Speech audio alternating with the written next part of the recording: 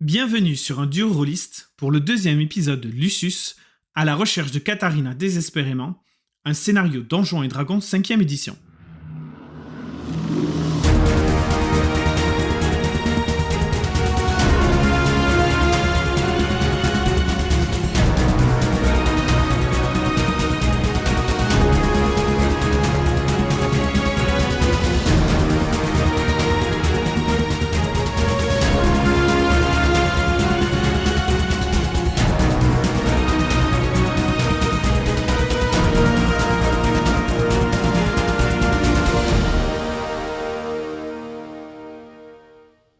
Dans la session précédente, Lucius a été mis en prison de haute sécurité suite au meurtre du comte de Dinam, où il a été pas mal rudoyé.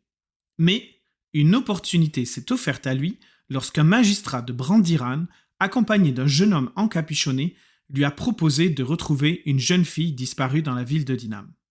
Va-t-il accepter ? On va vous donner le moyen de sortir. Vous allez aller dans la ville et vous allez retrouver cette personne-là. Si vous faites tuer, peu importe. Si vous essayez de vous enfuir, vous vous ferez tuer. Vous avez 2 jours pour retrouver la personne. Vous la retrouvez, vous la ramenez. Quelque chose va se passer pour vous. Quelque chose va se passer pour vous, oui, c'est se faire décapiter. Mais au moins, j'aurais fait quelque chose de plus. Mais au moins, vous aurez sauvegardé votre famille, peut-être. J'aime pas ce genre de menace cachée. Oh, c'est pas du tout une menace. Non, pas du tout, je vous dis. Si vous servez des gens influents et que les gens influencent, ils pourront peut-être plaider leur cause. Vous savez, c'est tout un jeu de politique. Il n'y a aucune garantie. Mais mieux vaut ça que votre nom publié en place publique et une vendetta de plein de gens en l'encontre de tous les gens que vous connaissez. N'est-ce pas ? Une fois de plus, je sais que ma proposition n'est pas très alléchante. Hein. Et je ne suis pas là pour vous faire miroiter des miracles. Hein. Mais j'accepte. Ah, bah très bien. Voilà. Alors voilà ce qui va se passer maintenant. Vous allez retrouver une petite fille, ou une jeune fille, disons. Elle s'appelle Katharina. Elle a 12 ans. Elle a disparu, mais on pense qu'elle est encore dans la ville. Et c'est pas le style à être capable de survivre par elle-même dans les rues. Il te montre une photo, il te montre un portrait. Bah oui, il peut pas te... Il n'y a pas de photo, il peut pas te la snapper sur Instagram. Oui, c'est pour ça que j'ai dit. Donc il te montre un portrait. Le portrait est donc effectivement une jeune fille de 12 ans. Toi qui es un tout petit peu esthète, tu te rends compte qu'en fait, le peintre était quelqu'un de très compétent. Style le type de peintre compétent que seuls les riches peuvent se payer, quoi. Mais elle est toute seule, habillée juste en robe, tu sais, c'est vraiment style la carte postale, tu sais, vraiment la photo du truc, quoi. Elle a pas de marque de visage sur le visage, enfin, un visage qui me rappelle une famille ou autre. Non, rien de spécial. Elle a un visage que tu arriverais à reconnaître si tu voyais quelqu'un dans la rue. Ok. La peinture, elle est relativement récente. Puis il te dit qu'elle a 12 ans, là dans la peinture elle doit avoir entre 10 et 12 ans, donc tu vois, même si ça grandit vite, c'est assez correct, elle est habillée avec une belle robe, tu vois, c'est une petite blondinette. Ce que tu vois sur les reflets artistiques que le grand peintre a fait, quoi. Et donc voilà, donc cette personne-là, vous avez 2 jours. Retrouvez cette personne dans la ville, et je sais que ça a l'air impossible, hein, mais vous êtes compétent.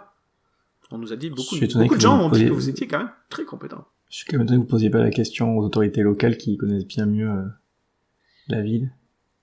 Peut-être qu'il vaut mieux que les autorités locales ne soient pas impliquées. Il faut de plus. Vous avez compris le principe de la politique, quand même. Voilà, on est d'accord. Donc voilà, on va vous lâcher dans la ville. Évitez d'essayer de vous enfuir. Vous allez quand même me remettre un minimum en état, non ? Oh oui, on va vous envoyer à l'auberge, vous allez faire une bonne nuit. On va vous donner un point de rendez-vous dans 2 jours. Et puis on voit comment ça va se passer. Et je peux avoir un dossier, savoir où est-ce qu'elle a été vue la dernière fois, par qui elle a été accompagnée, quelle a été sa tenue au moment de la disparition, quels sont ses goûts, ses loisirs ou autres, pour pouvoir savoir où est-ce qu'elle peut être intéressée d'être allée. À ce moment-là, tu vois que la femme commence réellement à s'impatienter. Et donc, elle s'avance vers toi, et elle relève son capuchon, et là tu vois un jeune homme qui a l'air vraiment jeune. Tu vois, il doit être... Quel âge a Lucius, au fait? Je me souviens plus du tout. Vingtaine?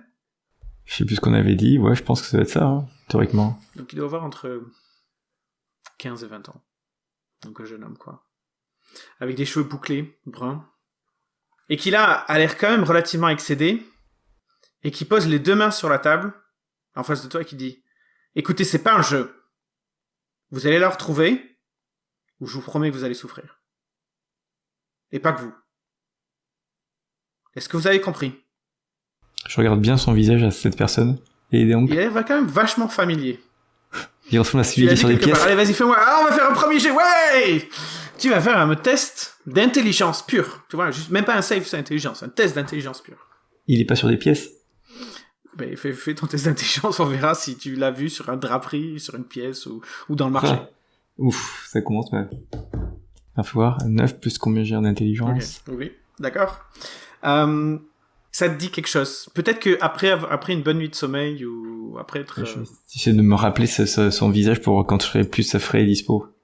Donc ce jeune homme s'énerve quand même en face de toi, et tu vois que par contre l'autre homme, donc qui a la trentaine, là par contre il a l'air très mécontent. Alors bizarrement il est pas mécontent à toi, il a l'air d'être mécontent de la réaction du jeune homme. Et il regarde et dit Messire, s'il vous plaît. Et tu vois que le jeune homme en démord pas, quoi. Tu sais, c'est style la fougue de la jeunesse. Et donc, tu vois, il te regarde et te dit, vous allez retrouver ma cousine, et vous allez me la ramener. Sinon, toutes les personnes que vous avez connues, depuis que vous êtes nés, mourront dans une semaine. Et là, tu vois qu'il a la braise dans les yeux, quoi. Tu sais, le feu du feu, là. Tu vois, c'est la haine, la vengeance, la colère, tout ce que tu veux. Messire, ne vous emportez pas. Ne vous emportez pas. Je rentre pas dans son jeu, ouais. Bah, tu vois que, lui, il joue pas un jeu, là. Il te promet le pire tourment, mais tu vois, ça sonne comme une menace. Mais je pense qu'il essaye même pas de te menacer. Il essaye même pas de t'intimider. C'est très rationnel. C'est quasiment mécanique, quoi. Si tu le fais pas, ce sera une conséquence. Il y a pas d'émotionnel derrière ça. C'est une promesse. C'est une promesse plus qu'une menace, quoi. Ce qui est la pire, en fait. C'est-à-dire que tu vois quelqu'un qui est déterminé à exterminer des gens. Et donc, sous l'impulsion de l'autre homme qui est majeur, peut-être en train, le jeune homme remet sa capuche et tu vois qu'il sort. Excusez pour ce petit emportement que vous allez promptement oublier d'ailleurs. Écoutez, on va vous faire sortir. On va vous envoyer à l'auberge. Vous allez passer une bonne nuit. Vous allez retrouver. Vous avez 2 jours pour retrouver Katharina. Et j'ai toujours pas plus d'infos que ça. Juste savoir où est-ce qu'elle était vue la dernière fois, dans quel quartier, quels sont ses centres d'intérêt, rien du tout. Rien du tout. Elle s'appelle Katharina et t'as sa figure. Et on se retrouve dans 2 jours. Donc il te donne rendez-vous à un endroit, en dehors de la ville. Pas de problème. Dont tu te souviendras malgré tout, malgré la fatigue, l'épuisement, la famine. Disons, on va dire, c'est un effet scénaristique. Tu te souviendras de l'endroit. Et puis il sort. Et tu te retrouves pendant 1 minute ou 2, tout seul dans cette pièce où tu es enchaîné. Est-ce que tu fais quelque chose? Non, j'attends juste qu'on vienne me sortir et me remettre dans le truc pour aller, voilà. Je regarde, hormis regarder et prendre des infos, et essayer de me réfléchir si ce gars-là c'est le comte de Brandiran ou quelqu'un que je connais ou pas. Je te dis, ça paraît familier, mais... Et Katharina, j'essaie de me dire c'est pas le nom de sa femme, s'il a pas paumé sa femme. Katharina, c'est pas le nom de sa femme? Alors, Katharina... Enfin, tiens, fais-moi notre jet la comtesse de Brandiran. D'intelligence pure avec des avantages. Pareil, 9. Voilà. Donc, Katharina. Ok. Donc non, je vais juste attendre qu'on vienne me chercher pour et essayer de réfléchir et tout ça, quoi. À comment je me prendrais pour rechercher une personne, quoi. C'est ça. Le geôlier revient. Léon? Même si le geôlier a été très désagréable, tu vois qu'il n'est pas méchant. Tu vois, ça c'est très différent. Il est très désagréable parce que t'es quand même le pire. Le pire du pire de l'année, quoi. Tu sais, s'il y avait une récompense du pire malfrat de l'année, tu l'aurais obtenu. Mais c'est pas dire qu'il te veut du mal, quoi. Mais avec la même morgue et la même rudesse, disons qu'il te fait te lever et vous faites le truc. Alors que je suis juste la petite main manipulée, quoi. Et donc, contrairement à ce que tu aurais espéré, tu sais, quand tu sors de la pièce, tu dis, je vais tourner à gauche, comme ça, ou je vais remonter le couloir pour sortir. Non, en fait, il te ramène en cellule. D'accord. Mais ce n'est que temporaire, puisque une petite demi-heure à peine plus tard, tu vois 4 chevaliers lourdement armés, tu sais, armure super protectrice, grosses épées, machin, qui portent tous le blason de la ville de Dinam, viennent te chercher et t'escortent dehors. Bon, on va pas le passer, mais t'imagines, vous remontez, tu sais, t'as l'impression d'être littéralement 100 000 lieues sous les mers, ou 100 000 lieues sous les terres, tellement que tu montes d'escalier, en plus, et donc t'es tellement fatigué qu'au bout d'un moment, ils sont obligés quasiment de te porter, tu sais, et c'est pour ça que t'as 2 costauds qui te portent, 2 postaux qui te pointent, mais fatalement, tu arrives, et tu sors par une sorte de petite sortie de derrière, et donc, ça confirme tes suppositions que ces espèces de geôles étaient à l'intérieur du château. À l'intérieur du palace. Alors, juste pour recadrer les choses, avant le renversement de la monarchie, le roi du Dinam, donc le Dinam c'était un pays, c'était pas affilié au Vanista. Donc le roi de Dinam s'était fait construire un méga palace. Et contrairement à ses équivalents, le comte de Dinam, une fois que la monarchie a été renversée, a décidé d'utiliser le palace comme lieu d'État. Par opposition à Brandiran, où en fait le premier comte de Brandiran, il a fait détruire le château du roi, et il a fait construire la tour de la magistrature, tu vois, à la place. Donc tu vois, il a vraiment mis à Z toute trace de la monarchie. Au contraire, le comte de Dinam, il a dit non, il y a un super palace, on va le garder, au lieu de dépenser du temps et de l'argent à flinguer des monuments, autant qu'on le réutilise pour faire autre chose. Donc lui, il habitait dans le palace du roi. Et donc tu étais en dessous du palace. Et donc tu es amené dans un petit quartier qui s'appelle le Petit Quartier des Dieux,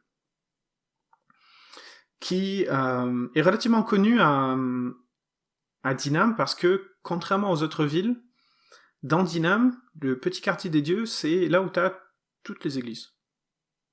C'est assez concentré, quoi. Donc c'est un endroit qui est très bien placé, hein. Et donc tu as des églises, des représentants de tous les dieux, plus ou moins majeurs, qui sont vénérés dans le pays. Et donc il t'amène dans une auberge qui s'appelle la Sainte Prière. Exactement, la Sainte Prière. Et tu vois que tout ça a déjà été planifié. Parce que tu vois, il y a même pas de discussion et tout. Les chevaliers rentrent, ils font un signe de tête, les autres ouvrent la porte directement, ils te font.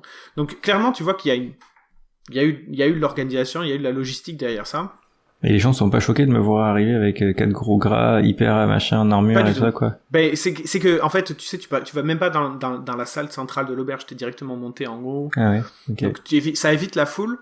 Et puis il faut que tu te rappelles que t'es un inconnu ici. Donc et il y avait pas il y a personne qui t'a pris en photo et qui a mis dans la gazette de Dinam, voici l'assassin du comte. Non, mais même si c'est pas l'assassin, je veux dire, t'as un gars qui est accompagné, qui habitait comme un locteux avec 4 gars énormes en armure. Et c'est pour ça que tu te dis que tout ça a été planifié. Ouais. Okay. Et donc il te monte dans une des chambres tu rentres dans la chambre, elle est super douillette. Parfait. Tu dis, là, tu viens de passer du pire à du bon standing. Je veux pas te dire du standing extraordinaire, t'as déjà vu mieux, mais... Et pour faire vraiment très simple, ils te nourrissent, ils te donnent 2-3 potions, histoire ils te disent que c'est un fortifiant. En fait, ils te disent rien, mais ils te forcent à boire, tu vois. Ils te prennent sous la gorge. Les chevaliers sont pas forcément sympas, tu vois. Ils ont des trucs à faire. Ils te tabassent pas, ils te maltraitent pas, tu vois. Au contraire, ils sont quand même relativement sympas, ils te portent et tout. D'accord. Donc je peux prendre la potion tout seul. Hein. Si on me donne la potion à boire, je suis pas obligé de me la faire encore. Je peux la prendre tout seul. Peut-être que ça leur fait plaisir de t'enfoncer le goulot de la potion au fond de la gorge. Hein. Ok. Peut-être un signe que t'es pas forcément apprécié. Mais dans tous les cas, ils te nourrissent. Ok. Et tu vois que tout ça, tout d'un coup, tu vois, c'est trop pour ton corps là. Ton corps a été trop privé. Et pouf. T'es trop dans la privation depuis une semaine à peine. Tu dis que c'est une semaine, tout simplement. Mais t'es tellement à l'extrême que tu as l'impression d'avoir mangé 5 repas d'affilée alors que probablement t'as pas beaucoup bouffé, quoi. Et donc, du coup, poum, tu t'allonges à peine sur ce lit douillet que tu t'évanouis. Tu t'allonges pas, tu t'évanouis. Pleu. Le lendemain matin, tu te réveilles, t'es à l'Oualp, dans des draps quand même relativement confortables et qui grattent pas trop. Il y a la nourriture sur la table qui a été apportée, il y a un broc d'eau pour t'ablutionner, pour faire des ablutions en bon français. Tu vois qu'il y a des habits normaux, communs, qui ont été déposés pour toi. Et voilà. Et ton premier réflexe, tu regardes, non, la porte n'est pas verrouillée. Donc tu peux vraiment sortir. Qu'est-ce que tu fais d'ailleurs ? Dis-moi. Je me lève, je mange, je m'habille, je prends un douche, je me préfais tout pour être rapidement prêt et aller essayer de retrouver la personne qui a disparu, quoi. Donc tu fais ça, et en fait tu te rends compte, t'es surpris mais t'es pas étonné. Bon, c'est assez antinomique, hein. Mais t'es surpris parce que tu fais, tiens, c'est quoi ça ? Et en fait tu te rends compte que t'as une sorte de rune magique qui brille au niveau de ton cœur. Ça me rappelle quelque chose. Je sais pas. Okay. Est-ce que tu as la compétence arcane ? Je sais même pas. Est-ce que tu as la proficiency arcane ? Non. Bon allez, fais-le-moi au feeling. Vas-y, fais-moi un test. En même temps, de... si j'ai vu les runes qu'on a mis sur le bunk et tout ça, je me dis... non, ça n'a rien à voir avec les runes du bunk. Non, mais c'est juste pour me faire soit localiser, soit me tuer, quoi. Vas-y, fais-moi un test avec des avantages d'intelligence. Tiens. Ou non, un test normal avec intelligence. T'as pas arcane, de toute façon. Donc, vas-y, juste un test normal d'intelligence. Alors, 15. 15 plus intelligence, 16. Ok. T'es pas expert, hein. Mais t'es pas non plus un newbie, t'as quand même bourlingué un peu. Il y a de fortes chances que ce soit une sorte de rune de protection, de détection pour te tuer, mais... D'explosion. Si c'est une rune d'explosion, c'est pas forcément pareil que celle qu'il y avait sur le bunk, par exemple. En tout cas, elles ont pas les mêmes formes. Mais tu déduis très aisément que c'est peut-être un mécanisme qui réagirait si tu faisais pas ce que tu es censé faire. Par exemple, si tu détalais et quittais la ville très rapidement. Une fois de plus, que des suppositions, t'es pas magicien, mais il y a des gens compétents dans la ville, hein, si tu veux aller passer du temps aussi, ça. Tu sais que t'as 2 jours, donc ça y est, le contre-rapport vient de commencer. Donc tu essayes de faire vite, mais t'es pas super non plus en forme. Je vais considérer que t'as plus de niveau de fatigue. Donc je considère que t'as plus de niveau de fatigue alors que t'étais à 3 niveaux de fatigue dans la jaune, donc t'étais déjà vraiment mal. Mais t'es pas non plus, tu sais, t'es pas dans la forme olympique non plus. Donc ça te prend une petite heure pour le temps que tu manges, que tu te boives, que tu t'habilles, que tu trucs. Et donc, au bout d'une heure, tu franchis la porte de l'auberge. J'ai aucun outil ou quoi que ce soit, juste des fringues de base, c'est ça. Okay. Juste des fringues de base. Alors, avant de partir, je cherche dans la chambre s'il y a des choses que je pourrais utiliser, comme il y a un couteau pour manger ou autre, juste pour avoir un truc d'apprendre. Il n'y a pas de couteau, non. Il n'y a pas d'ustensiles. Dans la chambre, tu vas trouver... Pour se raser, par exemple, tu vois, ou un truc comme ça. Tu vas trouver une Bible. C'est un gros bouquin. Alors, une Bible de... Je sais pas, on s'en fout de quel dieu, je sais que tu peux assommer quelqu'un avec ça, mais c'est pas ça que je cherche. C'est ça, tu peux assommer quelqu'un avec ça. Tu vas trouver un vase. Ok. Tu peux essayer de casser sur la tête de quelqu'un. Bon, c'est pas très discret à transporter, mais c'est pas des très gros, hein. C'est des petits vases qui doivent faire une quarantaine de centimètres d'eau. Bon, je prends la Bible. Ok, dans ce cas, si je trouve rien qui peut m'aider... Tu peux essayer de casser une latte du lit pour que ça te fasse une sorte de gourdin. Non, c'est bon. Je vais faire ça, par contre, je prends juste si je peux rien... Bah, il y avait quand même une fourchette, un truc comme ça. Non, t'as mangé avec les doigts. Il y a une assiette. Ah si, l'assiette, elle est en bois. Donc, c'est dégueulasse. Tu peux t'en servir de frisbee ou tu peux taper dessus avec. Tu peux taper avec. Ok. Non, mais dans ce cas, la Bible, je la prends, je la fais pour savoir de quel dieu elle parle, pour si je peux l'utiliser comme si j'étais parce qu'on est dans le quartier des petits dieux ou autre. Bon, jette un D6 et je te dirai de quel dieu. Non, mais peu importe ce que tu me donnes là, ce qui compte, c'est juste non, que dis-le parce que j'ai aucune idée. Vas-y, jette ton D6, ça va être drôle. Alors, dans la section, la Bible, elle appartient à qui? 6. 6. Ben, c'est la Bible des pleureuses. Donc, les pleureuses, c'est un ordre religieux, un peu les nonnes, c'est des nonnes, quoi, qui ont fait vœu de pauvreté et d'altruisme. C'est-à-dire que c'est elles qui ont les hospices, c'est elles qui soignent gratos les gens, c'est elles qui recueillent les malheureux. Les pleureuses, c'est un dieu mineur, c'est la pleureuse d'ailleurs. Les pleureuses, en fait, c'est parce qu'elles vénèrent la grande pleureuse, et la grande pleureuse, c'est un dieu mineur, c'est pas un dieu majeur. Mais c'est un dieu mineur qui est très très populaire, puisqu'en fait, ça aide les gens. Ah bah oui, c'est clair. Les pleureuses, t'as probablement déjà interagi avec les pleureuses un jour où s'était passé quelque chose, t'as été blessé, etc., etc. Donc une fois de plus, c'est les hospices de nonnes qui vivent pour l'altruisme, mais elles ont des pouvoirs de prêtre, quoi. Elles ont des pouvoirs de soins, elles ont des pouvoirs de trucs. Je veux dire, t'as jamais rencontré une grande prêtresse de pleureuse, ouais, comme style, mais elles ont des pouvoirs mineurs de soins, etc., etc. Donc c'est ça.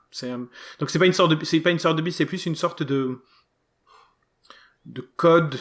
C'est plus une sorte de code. Les règles des pleureuses selon machin, quoi. Et donc du coup c'est l'altruisme, la piété, le don de soi, le travail, la santé, les bonnes pensées, tu vois, un truc comme ça. Ok. Donc voilà, donc c'est juste pour pouvoir utiliser ça si j'ai besoin. C'est une sorte de mini gourdin. Tu peux taper sur la tête des gens avec. Non, c'était pas pour taper avec, c'est juste si je dois me faire passer pour quelqu'un, je peux dire que je suis affilié à cet ordre-là, que je travaille ou un messager pour ça. Mais le problème, c'est que les pleureuses, c'est que les femmes. Que les femmes. Ouais, ça, c'est pas de bol. Okay. C'est toi qui as tiré, hein, c'est pas moi. T'aurais pu tirer un autre. Ok. Donc, t'as pas le physique du truc. Tu vois, c'est un ordre qui est très discriminatoire, parce que tu ne peux être pleureuse que pour les femmes. Et pourquoi? C'est parce que on dit que la grande pleureuse n'accueille que les femmes, n'accueille que les femmes. C'est comme ça. Ok, bon, pas de problème. Après, donc tu sors dans la rue. Non, bah non, je peux descendre à l'auberge, non? Ah oui, tu descends à l'auberge, ouais. T'as pas d'argent non plus, hein. Non, mais c'est pas grave, je vais poser des questions. Je veux juste aller... Mon objectif avant de partir dehors, c'est... Je t'explique juste, comme ça tu me diras si c'est fatal ou pas. L'idée, c'est d'aller d'abord se renseigner sur... Parce que j'ai jamais visité la ville, donc on est d'accord, sauf si Lucius il a l'expérience, mais en gros, c'est de savoir... Est-ce qu'il y a des événements... T'es déjà passé dans le Dyname.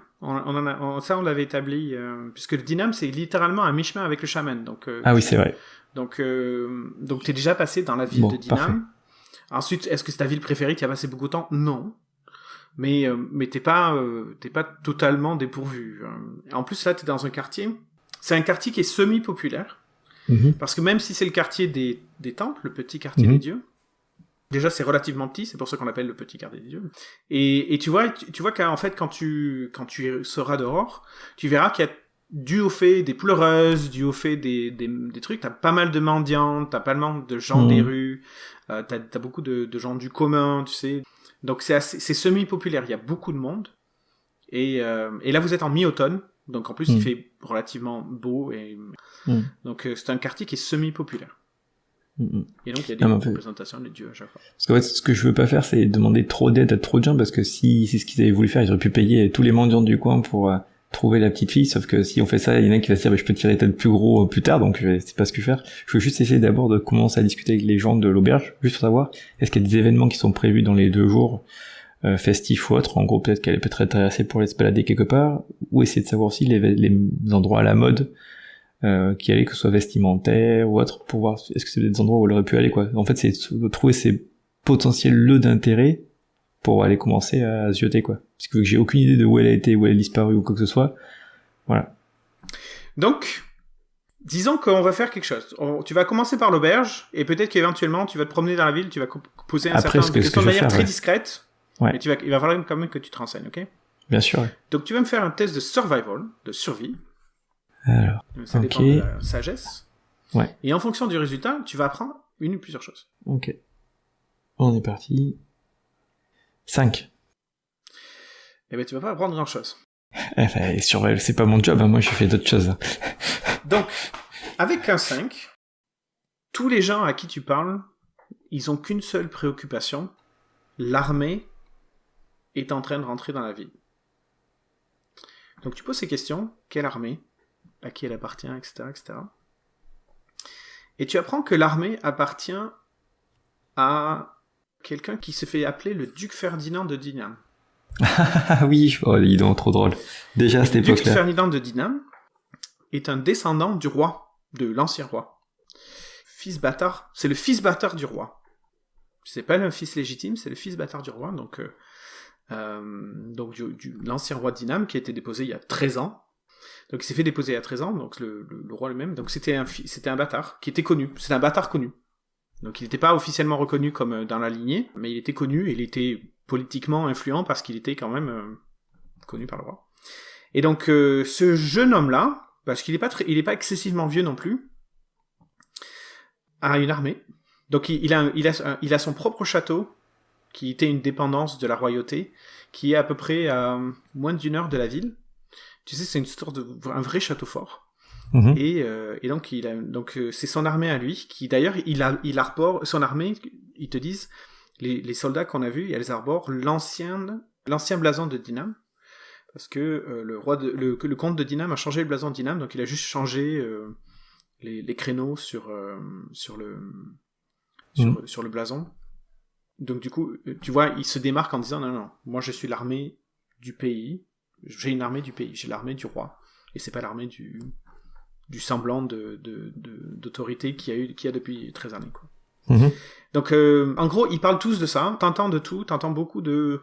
Ils sont déjà rentrés, ils ont déjà commencé à piller, donc le petit quartier des dieux, c'est assez central dans la ville, donc c'est pas le palace, mais c'est quand même relativement central, donc tu vois, il faut il est pas en périphérie, donc du coup il serait pas exposé, et tu te souviens, c'est une ville fortifiée, la ville de Dinam, donc il y a des remparts, et apparemment il y a déjà des quartiers qui se sont fait piller, qui se sont fait brûler, donc t'entends vraiment des histoires d'horreur, mais là tu sais style, la moitié de la ville brûle, et en fait tu regardes dans l'air et tu vois pas qu'il y a fumé plus qu'autre chose sur le truc, mais il est évident que malgré l'anxiété et peut-être un peu de paranoïa qu'il y a par rapport à cette histoire-là, c'est vrai.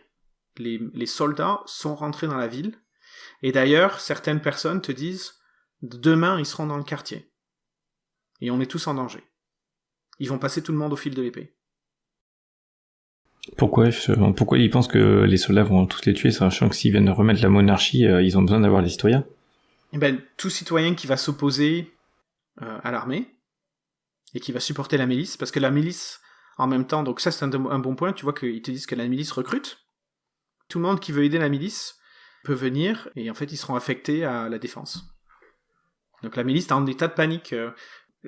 Une des choses qui a été faite, et ça tu le savais, les thermopsidés, donc les thermopsidés qui étaient d'anciens soldats du pays, le premier roi de Brandiran, il a dissolu entièrement l'armée. Ouais. Et donc il a aussi dissolu l'armée au Dinam. Donc il n'y a pas d'armée du pays, il y a juste 2 autorités. Tu as les milices des villes, et ensuite tu as la police interville, on va dire, la police du truc. Tu te souviens, c'était comment on les avait appelés ? C'était pas les rangers de la forêt, c'était un truc comme ça. Tu te souviens, ton ancien perso, il parlait... Oui, il dilait ouais. Les rangers de la forêt, je crois, ou un truc comme ça. Non, c'est pas les rangers de la forêt, mais bon, je vois ce que tu veux dire, ouais. Donc eux, c'est un peu les styles, la gendarmerie de campagne. Donc eux, ils couvrent tous les territoires qui sont pas la ville, et chaque ville a sa propre milice. Et entretient sa propre milice. Donc la ville de Dinam étant quand même une grosse ville, elle a une grosse milice pour sa ville, quoi. Elle a pas une milice pour faire une guerre.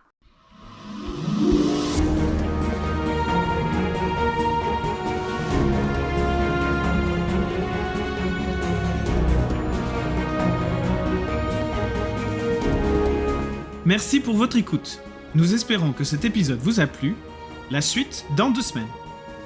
En attendant, suivez-nous sur les réseaux sociaux, sur notre site web unduorolist.net et abonnez-vous à notre chaîne YouTube. Un duo rôliste a pour mission de montrer à tout le monde que l'on peut faire du jeu de rôle en duo, avec un MJ et un PJ, quel que soit le système et les settings, sans aucune difficulté. Alors, n'hésitez pas à vous lancer à jouer en duo de votre côté. On se retrouve bientôt. Allez, salut!